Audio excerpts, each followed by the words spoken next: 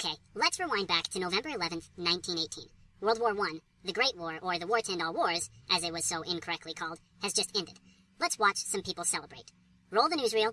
And the war is over. Into Market Street for the men and women of the city to celebrate. Up and down the street they parade, delirious with joy. For some of them have come to know the meaning of war. They looked pretty happy to me, though some party hats might have made it more festive. Did you see what they did have on, though? Check it out. Surgical mask thingies. This wasn't just a regrettable fashion mistake. If you want to see those, look at the flappers from the Roaring Twenties. Ugh. No, this was something slightly worse. This was the Spanish flu. Da-doom-dee-doo-dee-da, doo-doo-dee-doo-dee-da, dum-doo-dee-da, doo-doo-doo-doo-doo.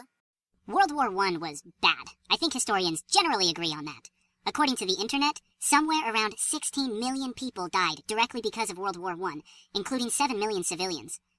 The Spanish flu, however, was quite a bit worse. During the 3-year pandemic, somewhere between 50 million and 100 million people died.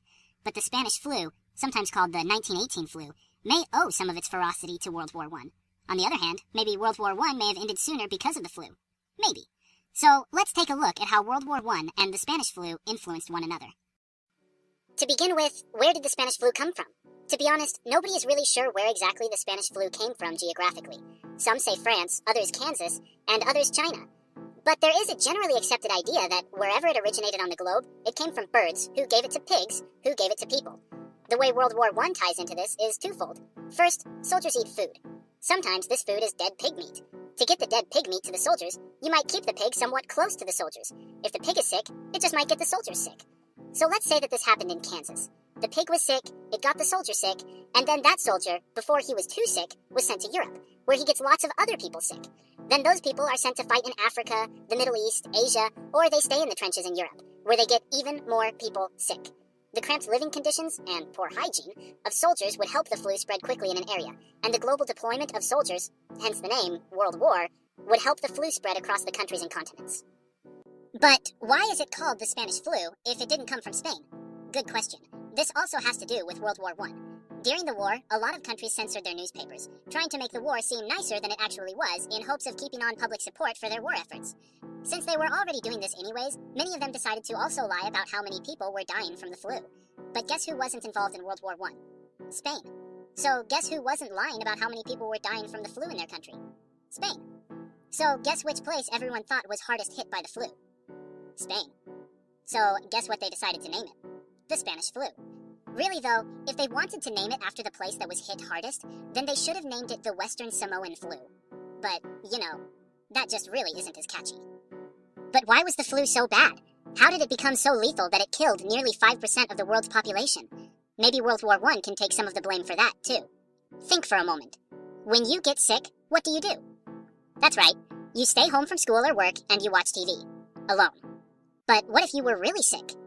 You would go to the hospital, where hopefully you would have your own room, and then you'd either get better, or you'd die. Whether you got better or died, only a few people would touch you while you were in the hospital, and they'd be careful and clean everything that you had been around. Or burn it. Or whatever. Basically, if you were sick, you wouldn't be around other people. But in World War I, they didn't always have that luxury. If a soldier got sick, he'd stay in the trenches, coughing and sneezing on everything and everyone. If a soldier got really sick, he'd go to the hospital, but he wouldn't get his own room. Military hospitals were very crowded, so he would cough and sneeze on the people around them and get them sick.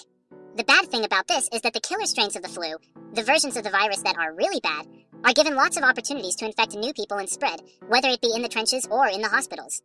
So when we get sick, we isolate or quarantine ourselves from others and stop the virus from spreading, especially if it's a bad strain of the virus. This, in essence, kills off the bad strains.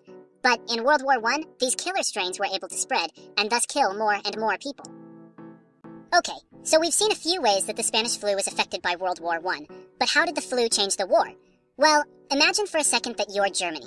You've been fighting a war for quite a while. You've lost a lot of lives and treasure on the front lines. Many of your cities and much of your infrastructure has been damaged or destroyed, and your people are starting to starve. Now add on top of that a lethal disease that is getting everybody sick and killing a lot of them. It seems like a good time to surrender. While it might be somewhat speculative, there is good reason to believe that the arrival and impact of the Spanish flu helped convince German leaders that it was quitting time. So there you go. I've talked about how the Spanish flu spread around the globe quickly because of World War I, how wartime censorship gave the virus its name, how the lethal strains were allowed to continue killing because of World War I, and how the Spanish flu may have helped Germany's leaders decide that they needed to surrender.